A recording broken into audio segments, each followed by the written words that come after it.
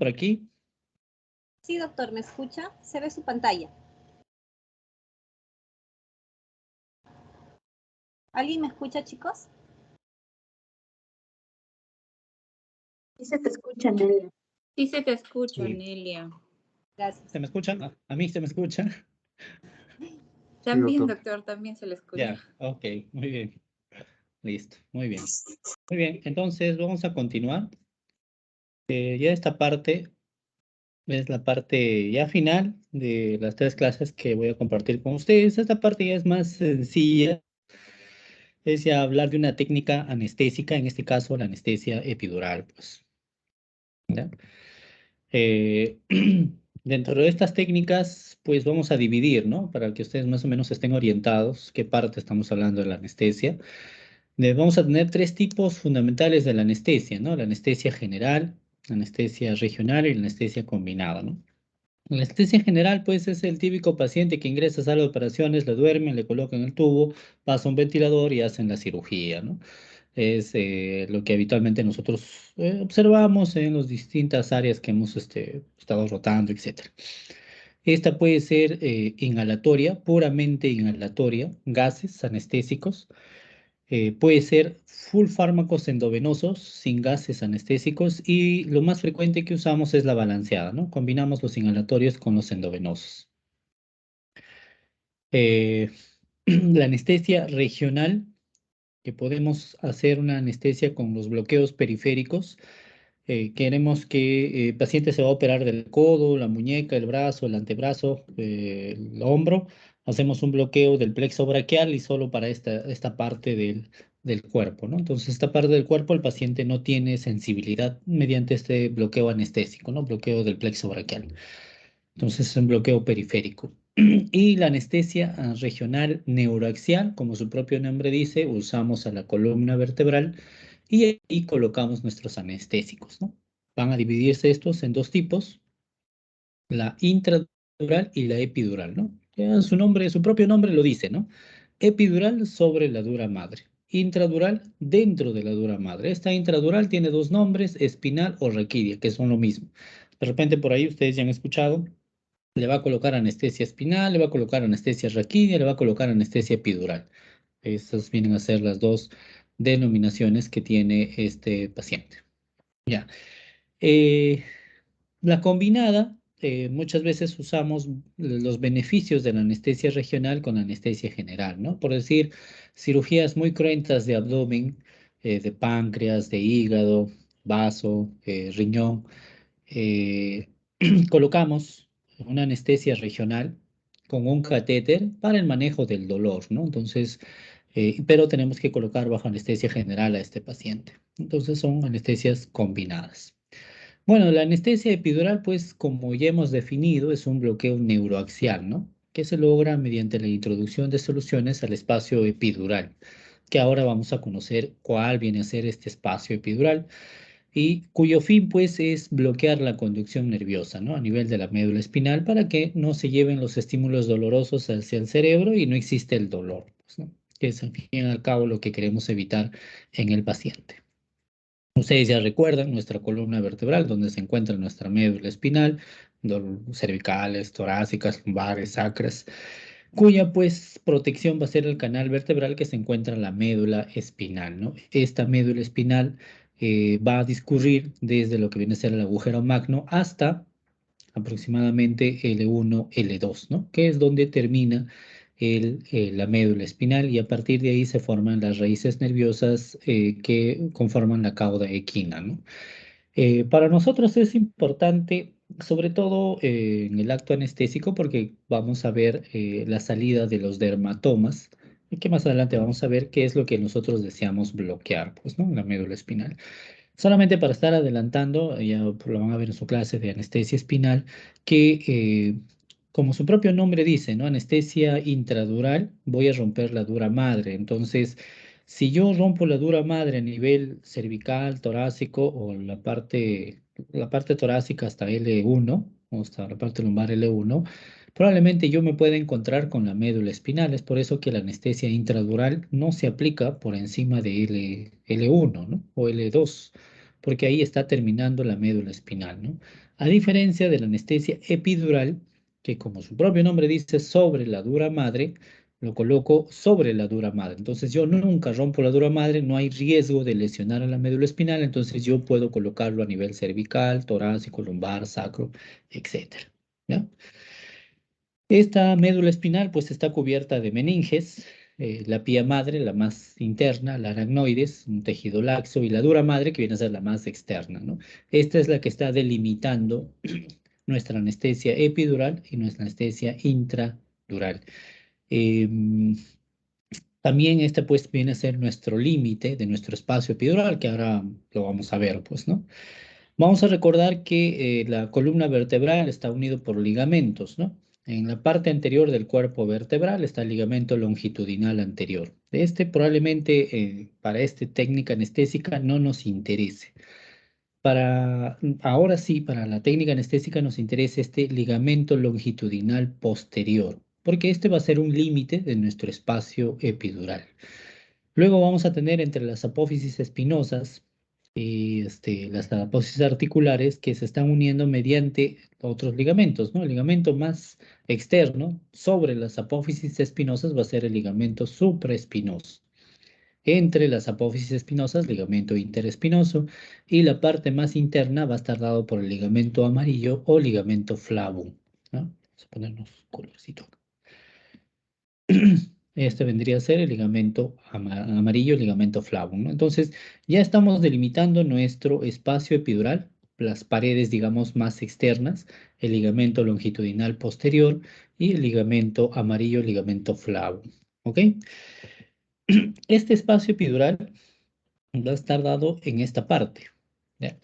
Hemos manifestado ya que la parte más interna va a estar dado por la dura madre, ¿no? La dura madre va a ser el límite más interno de este espacio epidural. En la parte anterior va a estar dado el espacio epidural por el ligamento longitudinal posterior.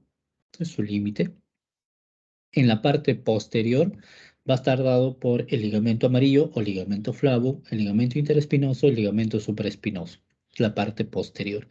La parte lateral va a estar dado por los agujeros de conjunción, las raíces nerviosas, las apófisis articulares, ¿no? Es la parte lateral de este espacio epidural. ¿Cuál es el contenido de este espacio epidural? Venas epidurales, grasa epidural y las raíces nerviosas. Si nosotros vemos acá más abajo, ven ustedes, esta es la parte anterior del espacio epidural, ligamento longitudinal posterior. En la parte posterior, ligamento amarillo, interespinoso, supraespinoso. La parte interna está delimitada por la dura madre y todo la parte circundante va a estar dado, o va a ser el espacio epidural dado por venas epidurales, grasas epidurales y, bueno, las raíces nerviosas que están saliendo, ¿no? Es un espacio cilíndrico. Ahora, este espacio cilíndrico podemos encontrar las grasas y las venas epidurales, que vendría a ser el espacio epidural real, pero también podemos encontrar espacio epidural virtual, donde la dura madre esté tan adosada con el ligamento longitudinal posterior que no exista grasa epidural. Entonces nosotros vamos a decir, no, no hay espacio epidural ahí. Sí hay, solo es que es virtual en ese momento. También puede haber puede estar tan adosado la dura madre con el ligamento con el ligamento amarillo, ¿no? También tan adosado que no se observe al espacio epidural. Entonces, todos estos límites son los que les he manifestado ya. Bueno, ustedes lo leen con más detenimiento y ya les he explicado. Como hemos dicho, este espacio epidural pues está ocupado por grasas, venas y nervios, pues, ¿no? Que es el contenido de esto. Puede haber zonas de espacio virtual, sí, ¿no? Están tan adosadas que no se puede observar. Este espacio epidural va a tener un diámetro, ¿ya? A nivel cervical, 1.5 a 2 milímetros. A nivel torácico, 3 a 5 milímetros. Y a nivel lumbar, que es el espacio donde es más grande, ¿no? De 5 a 6 milímetros. Bueno, en teoría es más grande, pero todos estos vienen a ser minúsculos, ¿no? Menos de medio centímetro tienen de espesor este espacio epidural. Eh, de que el espacio epidural sea amplio a nivel lumbar hace de que sea frecuentemente usado a nivel lumbar, pero no quiere decir que no se pueda hacer a nivel cervical y a nivel torácico. A nivel torácico lo hacemos sobre todo para cirugías de mama. Y a nivel cervical lo hacemos ya no como anestésico, lo hacemos como analgésico, ¿ya? Usamos dosis analgésicas de los fármacos. Si nosotros queremos mirar en una resonancia, un diagnóstico por imágenes, nuestro espacio epidural, vean ustedes, esto sería el saco dural, esto de acá el ligamento amarillo, acá el ligamento longitudinal posterior. En la parte anterior ustedes vean que está tan adosado el ligamento longitudinal posterior al saco dural que no se observa espacio epidural. En la parte lateral vean ustedes acá este puntito blanco, eso viene a ser espacio epidural. Y en la parte posterior es un espacio epidural, ¿no? A nivel torácico, esto es a nivel torácico, el espacio es de 3 a 5 milímetros, ¿no? Un espacio bien pequeño, ¿no? Vean ustedes. Si hacemos un corte longitudinal, vamos a ver el espacio epidural, cómo se conecta, sobre todo en la parte posterior, ¿no? Este viene a ser el espacio epidural. Este viene a ser el ligamento longitudinal, el ligamento amarillo, el saco dural, y en la parte anterior, pues pareciera de que no existe, ¿no? No existe un espacio epidural, pero les manifiesto, ¿no? El saco dural está tan adosado al ligamento longitudinal posterior que aparentara no existir el espacio epidural. Vean ustedes acá la médula espinal, ¿no? En su contenido. Es a nivel torácico, ¿no? Y a nivel lumbar, ¿no? Ustedes comparen, ¿no? Este espacio es de 5 a 6 milímetros, el espacio más amplio, es grande, ¿no? En la parte anterior igual apareciera de que no existiera el espacio epidural, pero si ustedes ven más abajo, vean por acá, tenemos espacio epidural, ¿no? Acá existe espacio epidural en la parte anterior. Ya, entonces, con nosotros ingresamos con nuestra aguja, tratamos de llegar a este espacio epidural y colocar ahí nuestros anestésicos, ¿no? Para hacer el bloqueo nervioso. Esto es a nivel lumbar de 5 a 6 milímetros. ¿Qué estructuras anatómicas atravesamos para llegar al espacio epidural? Ligamentos piel, tejido celular subcutáneo, ligamento supraespinoso, ligamento interespinoso, ligamento amarillo, ¿no? Yo atravieso todas estas estructuras y llego al espacio epidural. ¿Cuál es el contenido? Grasas y venas epidurales. Y bueno, las raíces, ¿no? Que están saliendo. En este caso nos hacen un dibujo esquemático donde vemos en toda la circunferencia el espacio epidural, ¿no? Pero hemos visto que en la parte real, en la parte anterior, generalmente no se observa el espacio epidural, ¿ya? Esta es una manera esquemática, pues, de ver al espacio epidural. Vean ustedes, esto viene a ser la médula. Este probablemente sea L1, este sea L2. ¿Por qué? Porque está terminando la médula, ¿no? La médula termina entre L1 y L2. La médula es el saco dural y este vendría a ser el espacio epidural. Cuando yo coloco mi aguja epidural, tengo que llegar a este espacio epidural y colocar mis anestésicos.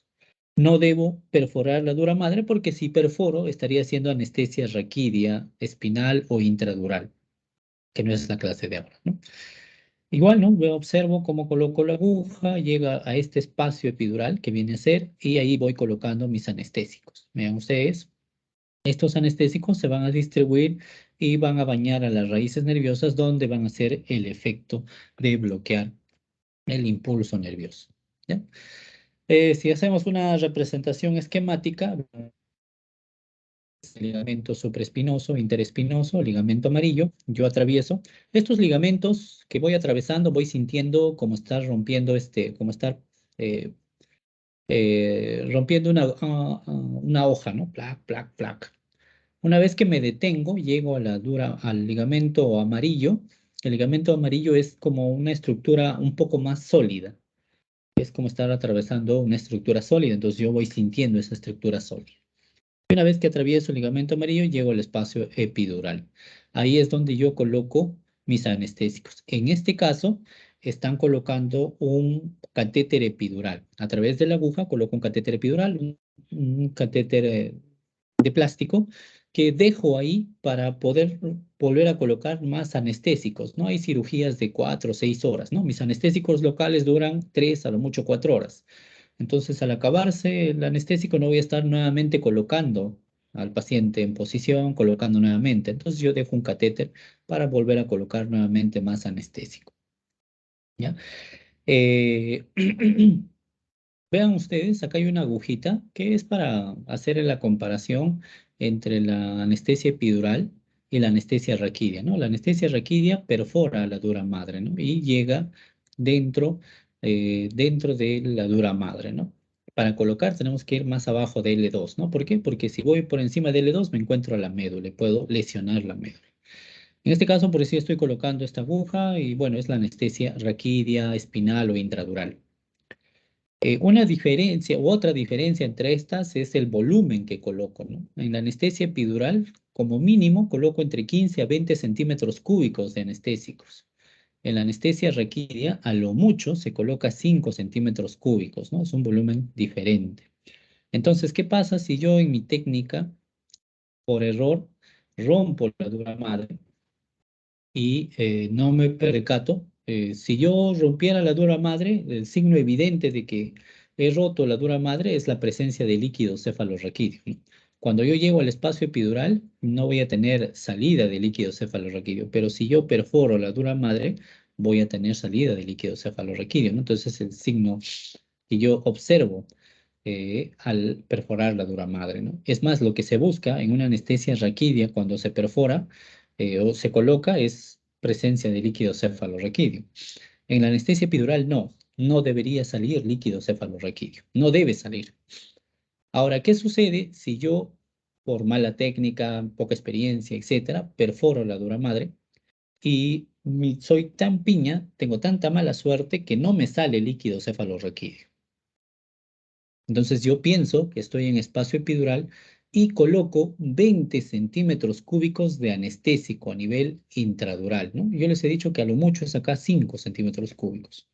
Entonces, al colocar esa tremenda cantidad, el anestésico no se va a quedar solo en la parte lumbar o parte baja torácica, sino asciende hasta el cerebro y los anestésicos locales bloquean canales de sodio. El cerebro está, toda nuestro sistema nervioso central se basa en canales de sodio. Entonces, se hace un bloqueo de todo, el paciente pierde la conciencia, deja de respirar. Tengo que intubar a este paciente, colocar un ventilador porque he hecho un bloqueo total del paciente. ¿Ya? Es un bloqueo total del paciente.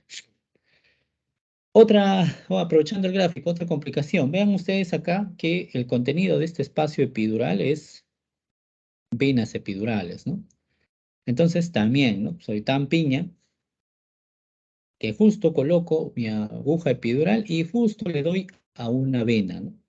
Ustedes probablemente hayan visto o van a ver en las clases de anestésicos locales, los anestésicos locales no se debe colocar a nivel endovenoso, ¿no? Intravenoso, no se debe colocar. Bueno, salvo la lidocaína a una dosis restringida, porque la lidocaína viene a ser un antiarrítmico, ¿no? A una dosis dada. Pero también no se debe colocar en exceso, ¿no? O sea, si voy a colocar lidocaína endovenosa, a lo mucho endovenoso, voy a colocar 5 centímetros cúbicos, a lo mucho, porque esa es la dosis máxima como antiarrítmico, ¿ya? Pero les estoy diciendo que acá se coloca anestésicos de 15 a 20 centímetros cúbicos, ¿no? Entonces yo soy tan piña que justo llego a este espacio epidural y le doy a una vena epidural. Y también soy tan piña, bueno, lo lógico sería que si yo llego a esta vena y perforo esta vena, me debe salir sangre, ¿no? Pero a veces sucede de que esta puntita, la punta de la aguja epidural, se tapa con detritos, con tejidos que he atravesado y funciona como una válvula, ¿no? Que permite ingresar pero no salir. Entonces puede suceder eso. Entonces igual, ¿no? Igual que al nivel intradural, acá también, a nivel de la vena, ¿no? Llego a la vena, veo que no hay salida de líquido, no hay salida de sangre, dije, oh, estoy bien, estoy en espacio epidural y coloco 15 a 20 centímetros cúbicos de anestésico. Igual, ¿no? Llega la sangre, este se distribuye en todo el organismo y va sobre todo a órganos que son ricos en canales de sodio. Uno, al cerebro, el paciente empieza a convulsionar, ¿no? Igual tengo que colocar benzodiazepinas, dormir, intubar al paciente, ¿no? Que digamos sería lo más leve con este paciente. Lo más trágico que todos estos anestésicos llegan al corazón, ¿no? El corazón es una estructura rica en sodio. Estoy bloqueando todas las canales de sodio del corazón, el paciente entra en paro cardíaco, tengo que hacer masaje y si no sale, pues probablemente el paciente muera, ¿no? Entonces, tengo que tener pues las debidas consideraciones cuando hago este tipo de anestésicos, ¿no? O coloco estos tipos de anestésicos. Así que pues aparentar hacer una técnica muy tranquila, pero es muy riesgosa, ¿no? Lo otro, eh, cuando yo perforo esta dura madre, muchachos, con esta aguja, ustedes están viendo también la característica, la aguja epidural es de gruesa, ¿no? Miren, es de buen calibre, a diferencia de la aguja espinal raquídea es bien delgada, es muy delgada, es como un cabello de pelo, cabellito. Esta es bien delgada, la aguja raquídea. Es 27 Gauss, ¿ya? Es bien delgada, a diferencia de la aguja epidural, es 17 Gauss, es muy gruesa. Entonces, si yo rompo la dura madre con una aguja epidural, genero un agujero. La dura madre no tiene capacidad regenerativa, es como un papel, ¿no? Ustedes lo rompen y queda ese hueco, no se va a regenerar. Entonces, hay salida constante de líquido cefalorraquídeo. Y el líquido cefalorraquídeo es un sistema de amortiguamiento cerebral, ¿no? Es un sistema de almohadilla cerebral. Si el líquido cefalorraquídeo se empieza a perder, empieza a haber pues una tracción de meninges y el paciente empieza a tener dolor de cabeza. Este dolor de cabeza no es inmediato, ¿no? Bueno, el agujero es pequeñísimo, a pesar de que es un calibre grande para nosotros, bueno, considerado por nosotros, pero bueno, es pequeño. Y este agujero es muy pequeño y el líquido, la pérdida de líquido cefalorraquídeo es constante, pero no es de una forma abrupta, ¿no? Entonces el paciente inmediatamente no tiene un dolor de cabeza, ¿no? Esto se presenta todavía en las 24, 48 horas. La cefalea postpunción dural, ¿no? A eso se denomina este tipo de complicación que se va a presentar. ¿Ok? Muy bien. Entonces, ¿qué debemos hacer en este paciente para colocar la anestesia epidural? Igual, monitorizar, ¿no? ¿Por qué? Porque es la única forma que voy a ver si mi paciente, por decir, al haber colocado intravenoso el anestésico, empieza a hacer paro, ¿no? Fibrilación, taquicardia, asistolia, lo que presentara el paciente en ese momento, ¿no? Tener un acceso vascular, porque las complicaciones van a hacer que yo necesite colocar un fármaco, ¿no? El paciente está convulsionando, benzodiazepinas, el paciente está haciendo hipotensión, vasoactivos, el paciente hizo paro, adrenalina, entonces tengo que tener un exceso vascular.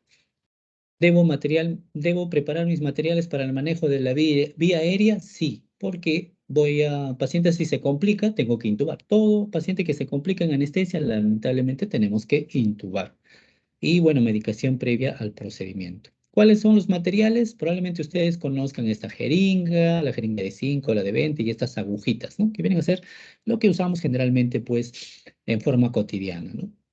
Pero lo que nosotros vamos a usar ya en sala de operaciones para hacer este procedimiento vienen a ser estos tipos de instrumentos. Esto viene a ser la jeringa de baja resistencia. Es una jeringa que, a diferencia de esta, el émbolo discurre fácilmente por la jeringa. Ustedes cuando usan esto van a sentir que existe resistencia, ¿no? Hay una resistencia al usar esta jeringa. Con esta jeringa la resistencia no se siente. Lo que digan, la resistencia es muy baja, ¿no? Es muy baja. El émbolo discurre fácilmente y eso me permite hacer mi prueba de baja resistencia, que es cómo yo voy a colocar o voy a buscar el espacio epidural, ¿no? Que es la prueba de baja resistencia. Ahora lo vamos a ver en un video. ¿Ya? Es la prueba de baja resistencia. Este viene a ser la aguja epidural, como les decía, es de un calibre grueso, 18 Gauss. Esto viene a ser el catéter epidural, viene a ser un catéter flexible y estos vienen a ser los aditamentos de este catéter una vez que ya haya colocado para poder nuevamente colocar los fármacos. Les manifestaba los tipos de aguja. Esta es la aguja TOWI, la aguja epidural que nosotros usamos, punta Roma, justamente para evitar romper la dura madre, ¿no? Todas las demás agujas son las agujas que usamos para la anestesia raquídea, ¿ya? La Whitaker, la Quinkel, la Sprott, la Polymedic, pero dentro de estas, la que se usa bueno, que está en el mercado viene a ser la Whitaker, ¿ya? Esta es la aguja para la anestesia raquídea. Nosotros para anestesia epidural, aguja TOWI. Muy bien. ¿Cómo podemos colocar al paciente? Ya sea sentado o en decúbito lateral. Cualquiera de las dos posiciones no nos va a alterar poder colocar ni tampoco la distribución del fármaco en el paciente. Usamos reparos anatómicos. El principal reparo anatómico viene a ser la cresta ilíaca, esta es la parte superior, lo cual trazamos una línea que nos indica el nivel de L4. Y esta viene a ser una línea de Tuffier, ¿no? Su nombre, su apónimo que tiene esta línea, ¿no? a nivel del L4. De eso vamos contabilizando, ¿no? L4, L3, L2. Probablemente esto nos está marcando el nivel de la anestesia raquídea. L1, donde nosotros, bueno, vamos identificando. Y si vamos a hacer una anestesia epidural torácica, tenemos la parte inferior de la escápula, que nos marca el T7, ¿no? La apófisis más prominente, C7. Entonces, ahí vamos nosotros contabilizando para poder colocar nuestros fármacos. Colocar la anestesia epidural. Bueno, la técnica anestesia lo podemos realizar con aire o con suero fisiológico. Y bueno, vamos a ver ahora esta parte, ¿ya? En un video. Bueno, acá tengo el video, pero nos han hackeado, muchachos. No sé qué ha pasado con nuestro video. Ujú. Ya acá. ¿Se observa la pantalla, muchachos? Sí, doctor, sí se puede ver. Ya. Está cargado. Ya, ok. Vamos que cargue.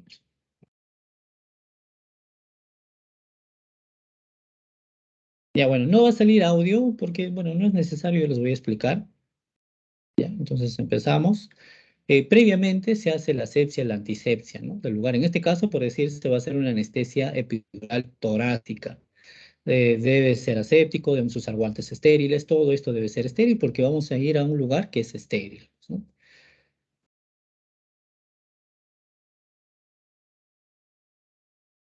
¿Ya? Entonces, se ubica el espacio previamente, se ha colocado anestésico local porque la aguja es una aguja gruesa y duele, ¿no? Imagínense que ustedes con solo la agujita de la vacuna muchos se desmayan, imagínense pues con esta aguja, ¿no? Que es de calibre grueso, ¿no? Hemos infiltrado previamente y estamos buscando este espacio epidural, bueno, el lugar para ir al espacio epidural. Lo que hemos retirado viene a ser el mandril. Eso evita de que la puntita de nuestra aguja se llene de detritos, ¿no? Ligamentos, así, nos haga que no observemos, por decir, la salida de líquido cefalorraquídeo o de sangre si hemos perforado uno o lo otro, ¿no? En ese momento vamos a hacer nuestra prueba de resistencia. La prueba de resistencia consiste en colocar, ya sea solo una jeringa, nuestra jeringa de baja resistencia, con aire o con líquido y con aire, y ver el rebote que va a generarse en este. Ven ustedes acá que están usando una jeringa de vidrio. ¿Ya? La técnica inicial pues era con jeringa de vidrio. Es más, aún existen centros quirúrgicos que usan la jeringa de vidrio porque es la jeringa, digamos, gold estándar para realizar este procedimiento porque nos tiene una mayor sensibilidad de todos de la baja resistencia que nosotros estamos buscando. En este caso, miren, está haciendo solo con aire. Y lo que nosotros buscamos es que no existe este rebote. Vean ustedes. Miren, existe un rebote, que quiere decir que no estamos en el espacio epidural. ¿Ya? Vean detenidamente. Existe una resistencia, un rebote. Existe un rebote. Y en ese momento se perdió el rebote. En ese momento se ha conseguido el espacio epidural. Veanlo nuevamente.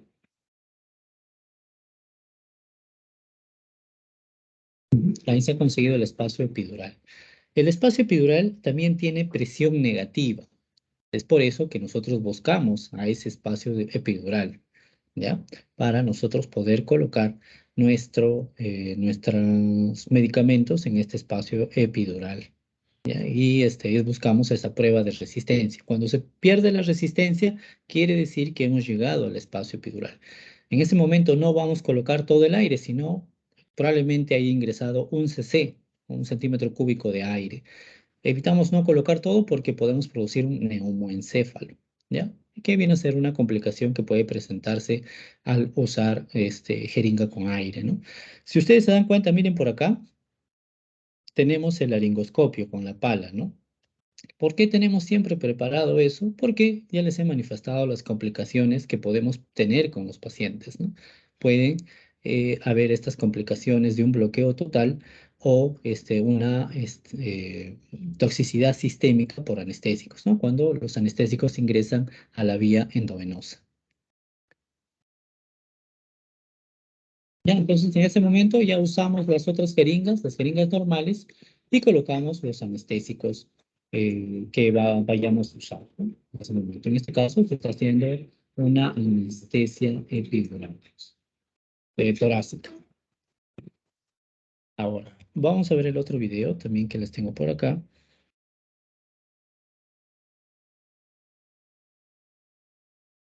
Ujú. Bueno, acá vamos a ver que ya están usando un anestésico, la parte inicial, ya se ha hecho la limpieza, la asepsia y la antisepsia, y se va a infiltrar, ¿no? Les decía que esta área donde vamos a colocar el anestésico, vamos a colocar un anestésico local, pues donde vamos a colocar nuestra aguja epidural, la aguja grande, estamos infiltrando con una aguja de vacuna, ¿no? Para que el paciente no tenga dolor.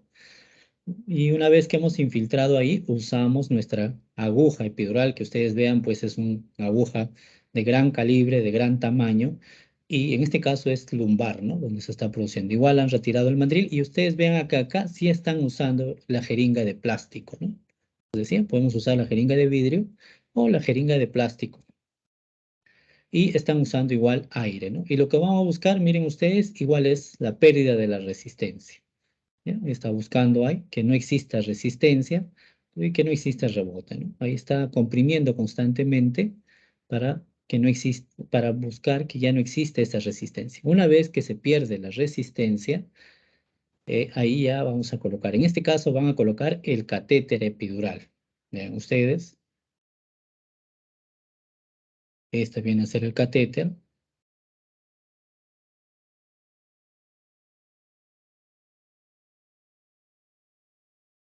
Y dejamos el catéter, ¿no? Porque probablemente esto o sea una cirugía prolongada o usemos el catéter en el posoperatorio para el manejo del dolor, ¿no?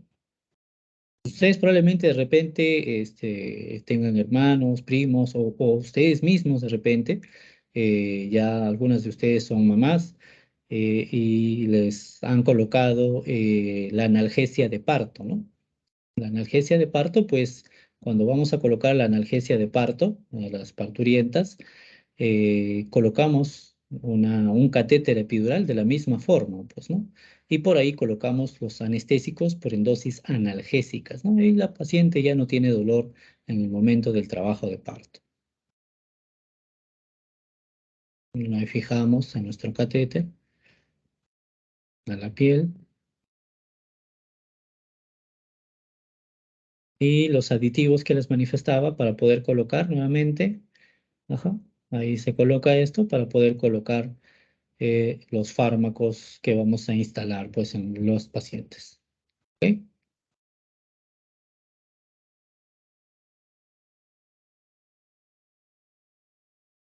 Muy bien.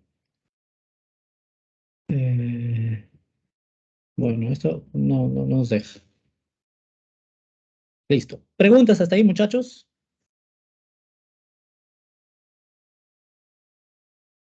Muy bien. Entonces, continuamos. Lo que queremos entonces, al colocar, haber ubicado nuestro espacio epidural, vamos a colocar nuestros fármacos. Lo que queremos es hacer el bloqueo nervioso, ¿no? Este bloqueo va a depender del tamaño del nervio, el área de superficie, el grado de mielinización que tenga el nervio, ¿no? Entonces, ustedes se van a recordar de los tipos de fibras, ¿no? Fibras A, fibras B, fibras C, ¿no? Que llevan la información o recogen la información de la parte periférica, la central, la periférica, ¿no? Entonces, los anestésicos van a actuar sobre todo las fibras que no tengan mielina. ¿Quiénes son las fibras que no tienen mielina? Las fibras C. Ese es este sistema autónomo postganglionar, sobre todo del sistema simpático, y que se encargan de dolor, pues, ¿no? El dolor difuso, ¿no? Ustedes cuando se queman, inicialmente retiran la mano porque sienten un dolor agudo, ¿no? Y luego de eso queda una sensación de ardor picante, ese viene a ser el dolor difuso, dolor crónico dado por las fibras C, por el sistema simpático, pues, ¿no? Las fibras B está dado por el sistema autónomo preganglionar, también se siguen bloqueando, pero bueno, al bloquearse las fibras C ya también se están bloqueando las fibras B, y de ahí las fibras A que sí tienen mielina, ¿no? Las fibras B también tienen mielina, pero estas vienen a ser más gruesas, ¿no? Las fibras A delta, que son las encargadas del dolor agudo, ¿no? El ejemplo, si ustedes se queman, sacan la mano inmediatamente porque es un dolor agudo localizado por las fibras A delta, ¿no? Y bueno, también tiene temperatura y tacto, ¿no? Las fibras alfa, beta y gamma por el sistema motor, su sistema de propioceptivo, sistema de vibración, del uso muscular, ¿no? Todo está a carga del aparato locomotor.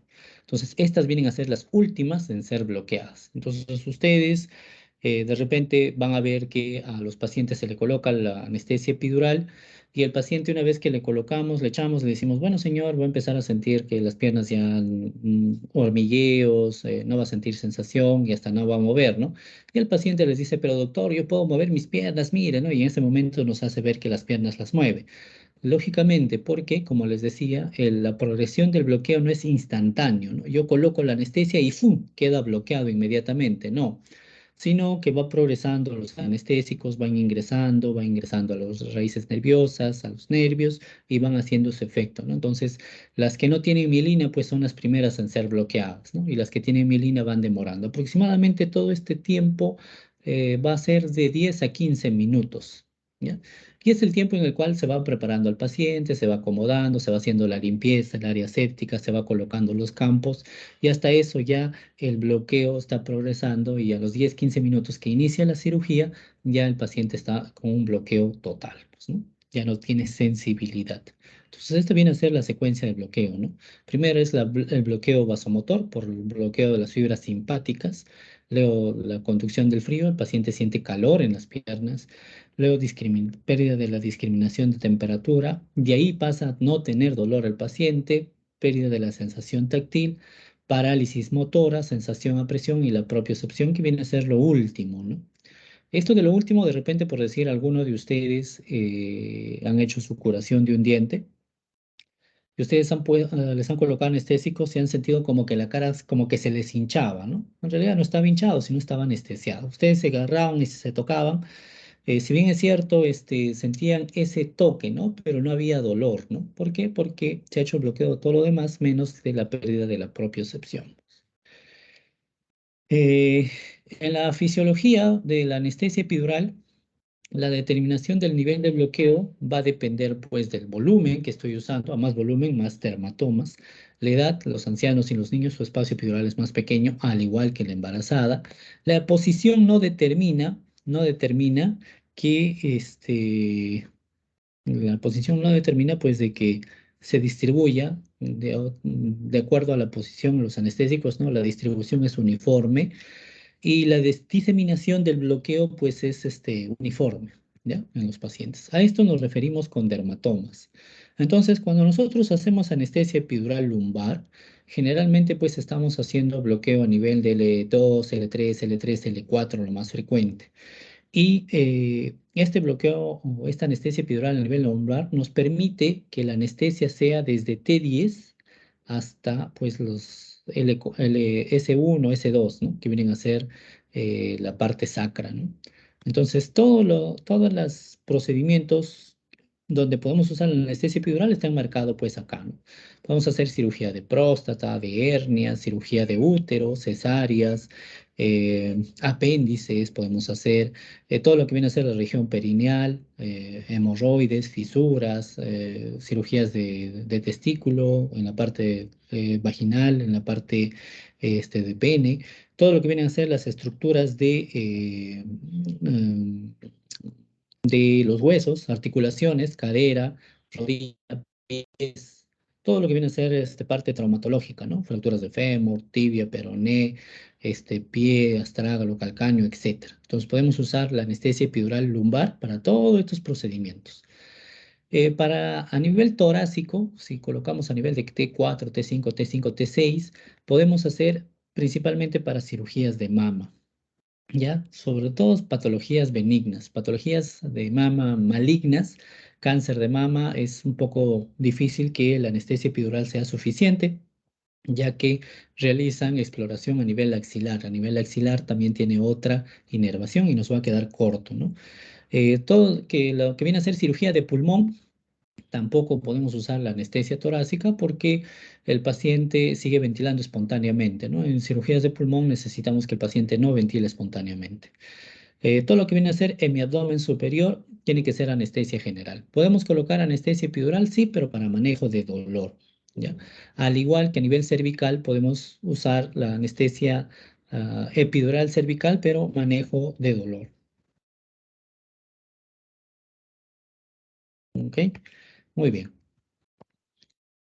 Eh, Dentro de los efectos que va a producir la anestesia epidural a nivel cardiovascular, hemos visto que produce un bloqueo del sistema simpático, ¿no?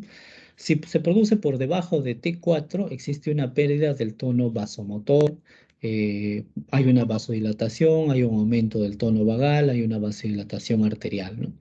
Pero si ocurre por encima de T4, vamos a ver que el bloqueo va a ser un sistema simpático alto, va a ser un bloqueo más profundo, se va a generar mayor hipotensión más intensa. Entonces, tenemos nosotros que controlar a qué nivel estamos usando. Lógicamente que si usamos a nivel para las cirugías de mama, tenemos que usar un poco más debajo, como T5, T6, lo es lo ideal, para evitar pues de que el paciente nos haga una hipotensión más intensa, ¿no? En este caso, por decir, nosotros podemos usar fármacos vasoconstrictores, ¿no? Para evitar de que se asiente intensamente lo que viene a ser la vasodilatación.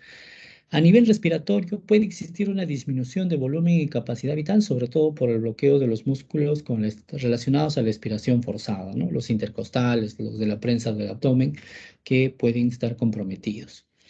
A nivel gastrointestinal, al hacer el bloqueo simpático, nos queda el sistema parasimpático, ¿no? Entonces, al haber más sistema parasimpático, pues aumenta secreciones, peristaltismo, puede haber náuseas, ¿no? Entonces, para evitar eso, usamos fármacos que bloqueen al sistema simpático, ¿no? Unos anticolinesterásicos. De predilección viene a ser la atropina, ¿no? La atropina usamos para hacer un bloqueo del sistema parasimpático. A nivel renal o genitourinario, pues a nivel renal no se altera nada porque el riñón tiene su propia autorregulación. Pero a nivel de la vejiga, sí, si hacemos un bloqueo S2-S4, la vejiga se queda atónica, incapaz de retener orina, y a nivel de T5L1 hay una retención urinaria. Esto, pero se mantiene hasta que dura el efecto del anestésico, ¿no? No es de que el paciente se queda con esto y se va a quedar indefinidamente, no. Lo que dura el anestésico dura este bloqueo, ¿no? A nivel S2-S4 o a T5L1, ¿no? Efectos sobre la temperatura, vamos a producir una vasodilatación por el bloqueo del sistema simpático y por ende pues hay una pérdida de calor y una hipotermia. Existen complicaciones, ya hemos visto las complicaciones, ¿no? Puede haber, mientras yo estoy colocando unas parestesias, ¿no? En la colocación del catéter, puede haber una falsa pérdida de la resistencia, quiere decir que pienso que he llegado al espacio epidural, pero nunca he llegado. Supuestamente coloco mis anestésicos y en el momento que inician la cirugía el paciente se queja de dolor, ¿no? Ah, me duele, ¿no? Entonces probablemente es porque he colocado mis anestésicos en otro lugar, ¿no? En ese momento convierto, ¿no? De anestesia regional a anestesia general, pues, ¿no? La punción dural, que hemos hablado, la punción hemática, escalofríos por la vasodilatación, ¿no? Por la vasodilatación, la hipotensión arterial por la vasodilatación, por el bloqueo simpático. Puede haber situaciones de anestesia insuficiente o parcial, ¿no? Que no se haya llegado a un bloqueo total adecuadamente. Y va a existir complicaciones tardías, ¿no? A este paciente que hice la punción dural, les manifesté, a los 24, 48 horas va a presentar cefalea, cefalea post-punción dural. Puede presentarse, sí, dorsalgias y lumbalgias, ¿no? No por el hecho de que estamos haciendo un daño, sino que al igual que los músculos de la pared anterior se están relajando con estos anestésicos, los músculos de la parte posterior, los interespinales, umbricales, toda la parte lumbar, también se está relajando, ¿no? Entonces produce también en la recuperación, ya a la salida del anestésico local, produce una molestia o dolor, ¿no? Puede haber secuelas neurológicas si es que pues, se ha lesionado algún nervio, ¿no? Entonces debemos tener cuidado. ¿Tiene contraindicaciones? Sí, ¿no? Absolutas, rechazo del paciente, ¿no? Si el paciente, por decir, no desea, no quiere que se le coloque una anestesia epidural, no le vamos a colocar. ¿No? Podemos persuadirle, decirle, señor, ¿sabes qué? Este es un mejor anestesia, usted no va a estar en ventilador, existe riesgo de que pueda tener una complicación ahí, en cambio, con anestesia epidural usted no va a tener dolor, ¿no? Entonces el paciente puede aceptar, ¿no? Como hemos visto, existe vasos, ¿no? Venas epidurales. ¿Qué pasa si el paciente tiene una coagulación inadecuada? Yo rompo una vena, entonces va a haber un sangrado continuo, ¿no? Va a seguir sangrando. Y como tiene una coagulación inadecuada, va a seguir sangrando, sangrando. Y esto es como el cerebro, ¿no? El cráneo, ¿no? No se puede expandir. Entonces lo que va a hacer comprimir a las raíces nerviosas, a la médula espinal, y va a generar una isquemia medular y esto puede producir una secuela neurológica. Pacientes con infección o sepsis no debemos colocar porque podemos llevar el germen al espacio epidural. Pacientes con hipovolemia, ¿no? Hemos dicho que la anestesia epidural va a generar hipotensión. Yo a un paciente hipovolémico le pongo una anestesia epidural, genero más hipotensión, entonces no debo colocar. Pacientes que son muy dependientes de precarga con enfermedades cardíacas, ¿no? Estenosis aórtica, mitral, entonces no debo colocar en ellos anestésicos, ¿no? Porque puedo generar, pues, desencadenar un déficit de precarga y el paciente puede hacer un shock cardiogénico y un paro cardiorrespiratorio. Presión intracraneana elevada, si yo rompo la dura madre por error, puede ser que todo el líquido que venga del cerebro se venga hacia la parte del agujero que he generado y me pueda generar pues un enclavamiento del encéfalo. Contraindicaciones relativas, pacientes que han sido operados de columna, ¿puedo colocarlo? Sí, sí. ¿Puede ser parcial anestesia? Sí. Pacientes con esclerosis múltiple, también puedo colocarlo. Deformidad de la columna, sí, podemos tener dificultad para colocar, ¿no? Pacientes con cifosis, escoliosis, lordosis, etcétera, va a ser difícil, pero puedo colocarlo. Pacientes con cefalea crónica, ¿por qué? Porque puede ser que sea su migraña que tiene el paciente o puede ser que yo al colocar la anestesia epidural genere una ruptura de la dura madre y el paciente salga con cefalea, ¿no? Ok, muy bien. Preguntas, muchachos.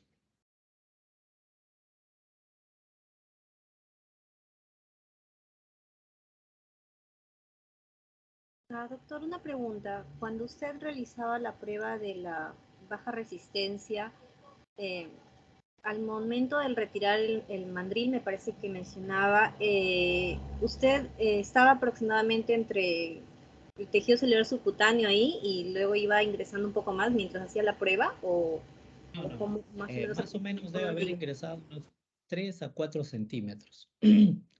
¿Ya? Más o menos ya eso es, digamos, nosotros vamos sintiendo, ¿no?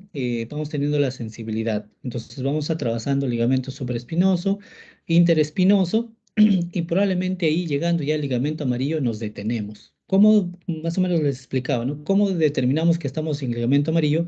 Ya nos sentimos el crack, crack, crack, crack, que estamos atravesando los ligamentos, ¿no? Cuando nosotros atravesamos los ligamentos, sentimos sensación en la aguja, ¿no? Un crack, crack, crack, crack, crack.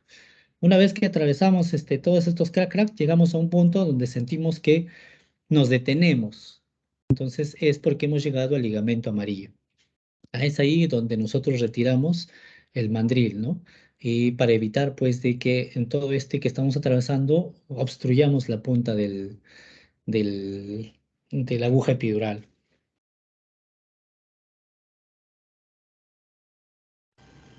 Gracias, doctor. Ok. Una pregunta, chicos. Doctor, ¿y los efectos post-anestesia que mencionaba, cuánto tiempo duran? ¿O Lo que horas, dura... días después? No, no, no. Lo que dura el anestésico local, ¿ya? El anestésico local más largo que tenemos es la bupivacaína, dura 4 horas. ¿Ya? Si colocamos con adrenalina, eso ya lo van a ver en anestésicos locales, puede durar hasta 6 horas, ¿no? 5 o 6 horas, pero no dura más. Entonces, el efecto de los anestésicos duran ese tiempo. Ha habido casos en los cuales el paciente pues ha sido dado de alta de recuperación, lo han mandado a piso y de piso lo han mandado a su casa, ¿no? Pasó una semana y el paciente tiene ciertas dificultades, o por decir, ¿no? Tiene retención urinaria, tiene algún otro efecto, y acuden al consultorio y el médico que los trata, lamentablemente no, pues no es el anestesiólogo que les puede explicar, y le dice, doctor, tengo esto, eso es debido a la anestesia, ¿no? O sea, por eso les explico, ¿no? Los efectos de los anestésicos que nosotros usamos dura el tiempo que debe durar, ¿no? 4 a 6 horas. Pasado ese tiempo, no hay ningún otro efecto residual que pudiera quedarse, salvo, por decir, usen morfina, ¿no? ¿Se puede usar morfina a nivel epidural? Sí, puede usarse. Efecto adverso de los opioides es retención urinaria, entonces puede quedar una retención urinaria, pero ya no por el propio acto anestésico, ¿no? Los anestésicos locales, el bloqueo de los miembros inferiores, etcétera, dura el tiempo que duran los anestésicos locales. Por ahí, cierta vez algún alumno me consultó, ¿no? De que su familiar después de 2 semanas no podía mover las piernas, ¿no? Y había sido operado, pues, de columna, ¿ya? Y había recibido anestesia general, ¿no? Ni siquiera anestesia epidural, ¿no? Ni anestesia raquídea, ¿no? Y pues, lamentablemente lo más fácil siempre es achacar a otra persona, es lo que está ocurriendo, ¿no? Y habían manifestado que eran efectos residuales de la anestesia, ¿no? O sea, los fármacos anestésicos, pues tienen un tiempo de duración, ¿no? En caso de usarse anestesia regional, tiene un tiempo de duración, 4 o 6 horas. En caso de anestésicos generales, 2 horas, ¿no? Tiene tiempo mayor a la duración. Entonces, pasado ese tiempo ya no existe rezago de los anestésicos, ¿no? Entonces, pasado estas 2 semanas de este paciente que no podía mover las piernas, probablemente pues haya sido una complicación del acto quirúrgico, pues, ¿no? Que probablemente pues se haya comprimido la médula espinal y esto sea el efecto de la no movilización de las piernas, ¿no? Sí, ¿Ok? doctor, justamente por algo así le preguntaba, porque, por ejemplo, tengo un familiar que tuvo una anestesia epidural a las 9 de la mañana y a las 12 de la noche tuvo un dolor de cabeza muy intenso, muy fuerte, tipo migrañoso, y al hacerle su evaluación el día siguiente y en ese momento también, le mencionaron que era pues el efecto de la anestesia. Entonces, no precisamente en una semana, en varios días, pero sí en la misma noche No, sucedió pero esto. esa cefalea sí puede presentarse si es que se ha hecho la punción dural, ¿no? Como les explicaba, ¿no? Si se ha perforado la dura madre, puede presentarse esa cefalea. Lo típico es que se presente a las 24 o 48 horas, ¿no? Pero no necesariamente, ¿no? Puede ser que se puede presentar dentro de las 18 horas, ¿no? Pues, o sea, si hacemos nuestro rango estadístico, pues, ¿no? La campana de Gauss siempre hay una mayor frecuencia, ¿no? 24 o 48 horas, pero puede presentarse antes, como también se puede presentar después, ¿no? En este caso, cefalea. Ya, la cefalea puede ser causada por eso, ¿no? Una cefalea postpunción dural, advertida o no advertida. Entonces, eso sí es otra cosa, ¿no? La cefalea. Gracias, doctor.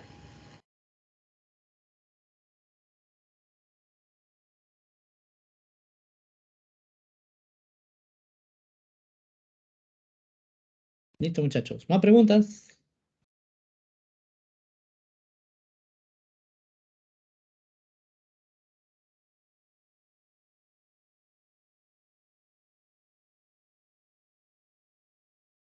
Bueno, muy bien, muchachos. Bueno, coordinando con la doctora, me hace referencia de que el día lunes en la tarde vamos a hacer el seminario, ¿ya? Conmigo es hemotransfusión y fluidoterapia, ¿ya? Entonces, el día lunes en la tarde, me parece a las 4 de la tarde, vamos a realizar estos dos seminarios. A la delegada, me parece que es Arias Carguas Nelia. Transcurso de hoy día, mañana, te voy a hacer llegar el caso clínico para que lo desarrollen los chicos y hagamos el día martes, pues, ¿ya? Está bien, doctor. Está Ok, bien. muy bien. Entonces, eso sería todo, muchachos. Nos vemos la siguiente semana. Hasta luego, doctor. Gracias.